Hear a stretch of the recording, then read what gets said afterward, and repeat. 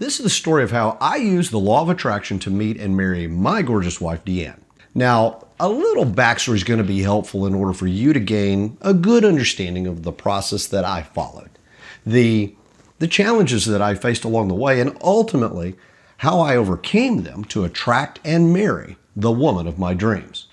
Now, it was the fall of 1997, and my business had just hit a record in sales. Now, we were less than a year old, and things were going really well. I'd just gotten off the phone with one of my top sales leaders. I was brimming with excitement, and I grabbed the phone, ready to share that great news. When it hit me, I really didn't have anyone to share the great news with, okay? Everyone that I knew, well, they either worked for the company or they really couldn't appreciate what this really meant to me. And I think for the first time in my life, I really felt alone. For the first time, I desired a companion, someone I could share my life with, someone who got me, someone who wanted to travel the road that I was on. I wanted a wife, but more than a wife, I wanted a partner, someone who could help me accomplish everything I had the potential to accomplish. So, the next day, I began the process of designing the wife of my dreams. Now, it took a little bit of time, but over the next few weeks, I determined there were 34 different qualities that I desired in my wife. Sure, I had things like beautiful and fun and sexy, but there were other things like full of faith, smart, great sense of humor, and strong. Now, once I had my list, I spent some time looking it over and making sure the list was complete. Then, and this is a key to using the law of attraction, I read it out loud like it was a request, and then I turned it over to God. Then I thanked God for my wife, and that was that. A little over a year later, in early 1999, we were in the process of establishing some business operations in Australia. I was working with our local partners down there to establish manufacturing and distribution and some of the other elements. Well, in the spring, I'd scheduled a trip down under for the first week of August. I bought my tickets, I got my upgrades, I blocked out my schedule for 10 days in August. I want you to watch how the law of attraction worked in this situation. Well, unfortunately by July, our partners, they hadn't progressed at the pace that I had hoped, and for some reason, I was just feeling like I didn't need to take this trip. Then I got this call out of the blue from a man who worked for a preacher that I really liked at the time, and he was asking if I was coming to the convention. Well, what convention, I asked? Well, he told me about this week-long conference they held every year in Fort Worth, Texas. Well, something within me immediately resonated with the idea of attending this conference that I knew nothing about. Now, here's the amazing part. When do you think it was scheduled? You guessed it, the exact week I had planned to be in Australia. I just knew that for me, this was more than just a conference. This was a date with destiny. And I couldn't wait to get there. I was so excited, so expectant, yet I didn't know why or even what to expect. The conference radically altered my mindset, my thinking, my maturity. It literally changed everything. I spent 5 days immersed in the most amazing information and atmosphere I had ever experienced, and honestly, I've never been the same. During the conference, I felt impressed to take the process of attracting a wife to the next level by preparing to actually receive my wife. So when I got home, I cleaned out half my closet. I made room in the bathroom, and I began praying and thanking God for her every day, as if she were actually there. Now, little did I know that conference was going to do more than just change my mindset. You see, that week forever altered my trajectory, my identity, and ultimately, my destiny. It is true that one word, one thought, one idea can change your life forever. The following year, 2000, I attended that conference again, and I took the rest of my family with me. And the physical manifestation of my wife began to unfold right before my eyes. Now, my wife-to-be, Deanne, was sitting in the row just a few seats away. She was right behind me. And she noticed me. She thought I was cute. On the last night of this week-long conference, she was walking through the merch area and she noticed my mother standing alone. And she heard or felt impressed to show herself friendly to my mom. So she walked over and introduced herself. And one by one, my entire family walked up and was introduced. Finally, the last person to show up was, this guy. Well, Mom introduced Deanne to me by saying, "This is Deanne. She lives here in Texas." To which I replied, "Well, I'm sorry to hear that." Deanne responded with, "Well, excuse me?" I said, "Well, we're from Arkansas, you know, God's country, and you live, well, down here in Texas." Well, her response was perfect. She said, "Well, no one told you to come here. Why don't you get in your car and you can head back that way?"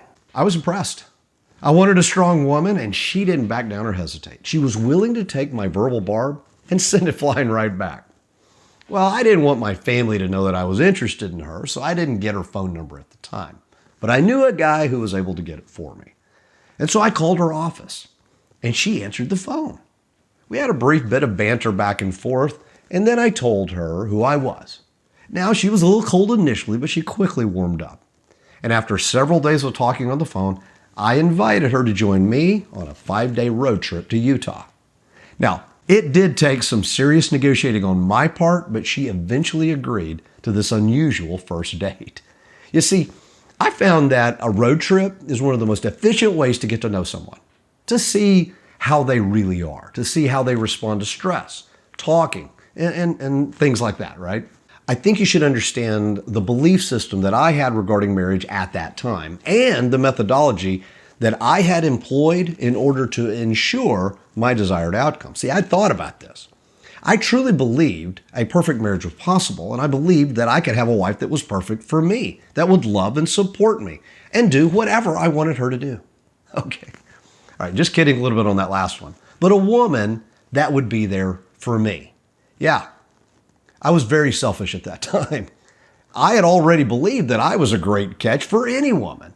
So this is what I wanted for me. Now, what I had been told about marriage was simple. You have a few months of the passionate, butterfly in the stomach sort of love, but eventually that wears off, and then you're living with this person for the rest of your life. So my process was simple. Let me identify all the little annoying things any prospective woman does, and then determine if that's something I can live with. If not, keep on looking. Well, I started to notice little things Deanne did that annoyed me, like the way she would baby talk her cat while on the phone with me. Not a fan. The way she was so in love with me, but she barely knew me. I know. You would think that would be something I get excited about, but it was a huge turnoff. And then there were other things. But I think you get the picture. Any one of them was pretty much insignificant, but collectively, they became this growing mountain of irritation. There's this old truth that says, seek and you will find. Find what? Well, find what you're seeking for. I was looking for everything I didn't want. So guess what I found? You guessed it. I found lots of things I didn't like.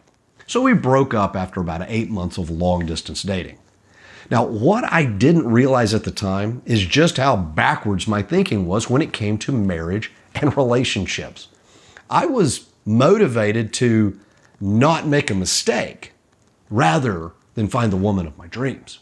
And as a result, that colored everything I did, every person I met, every relationship I had.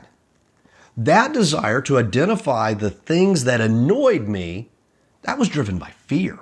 The fear of making a mistake in marriage. The fear of marrying someone I would eventually regret. I wasn't even aware of that at the time, but that's the truth. Now pay attention, because I'm talking about the law of attraction and how it brought me the woman of my dreams, and I rejected her. Not because she wasn't the one, but because of fear. And because of that fear, I could not even recognize her. So how do we eliminate fear? That's a great question. Perfected or fully developed love. There's a great verse that says, perfected love casts out or flushes out all fear. Again, this is the law of attraction at work in my life. I was drawn or attracted to a teaching on developing the love of God in my life. And I really got into it. I studied it. I listened to it. I immersed myself in the concept of God's love for me. Now, just as I didn't know that I was being controlled by fear, I didn't know that the love I was developing within was doing exactly what it was supposed to do. It was flushing all of that fear out of my life. Now, fast forward to July 2002.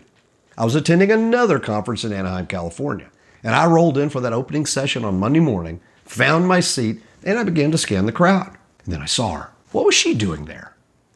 Well, part of me wanted to hide, but another part of me wanted to say hello, which is what I did.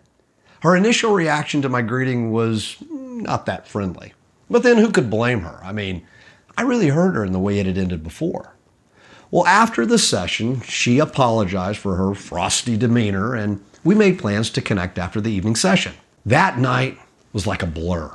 We talked for 4 hours, and she did most of the talking, which had never happened. I mean, who is this woman?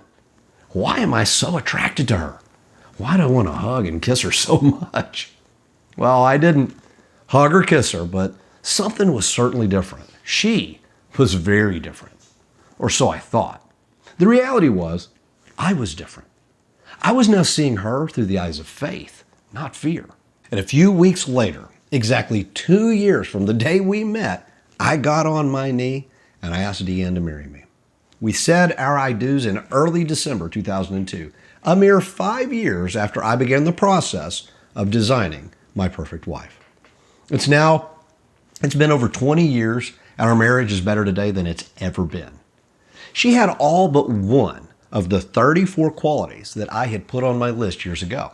But more importantly, she has many other qualities and strengths I didn't even know I wanted or needed. The scary part is I was literally staring the woman of my dreams in the face, and I didn't want it. Where else in my life am I looking at the answer to my prayers and rejecting it?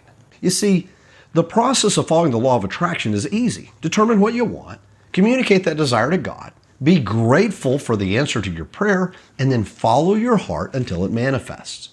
Now, I take you through the process of the law of attraction in way more depth in my Limitless Thinking course. You can check out the description below for more information. Now, in my case, I dated several other women after I'd made the list, but Deanne was the only one who had all the qualities I was looking for. Now, I didn't attend that conference where we met to find a wife. I didn't do anything specific to find a wife. I allowed the Spirit to do its part, and I patiently waited for her to come to me, which she did. Now, understand, I know of women who do the same thing, and their husband came to them. So it works no matter what. But the law of attraction also brought me the information, the learning, the knowledge I needed in order to even recognize the answer to my prayers. So using the law of attraction to attract a spouse or a business or the life of your dreams is as simple as answering the question, what do you want? Give that desire to the Spirit in the form of a request and be thankful for the answer before it manifests. And then follow the leading of the Spirit in your everyday life. You will be absolutely amazed at how perfect the result will be. Some may wonder, yeah, but it took you 5 years. That's a long time. Really? I would trade those 5 years for the perfect wife all day, every day, twice on Sunday. Now keep in mind, for those 5 years, I was traveling the world, building a business, living like a rock star. That's what makes this so awesome. While God was prepping the perfect woman, He was hooking me up with the greatest experience a single guy could ever want. Do I miss that? Absolutely not. My greatest day as a single man doesn't even rank in my top 500 days now that I'm married.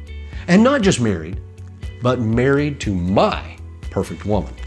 Now you can have that too, and I can show you how. I've created a free masterclass that explains it. Check out the description below. It could be your date with destiny.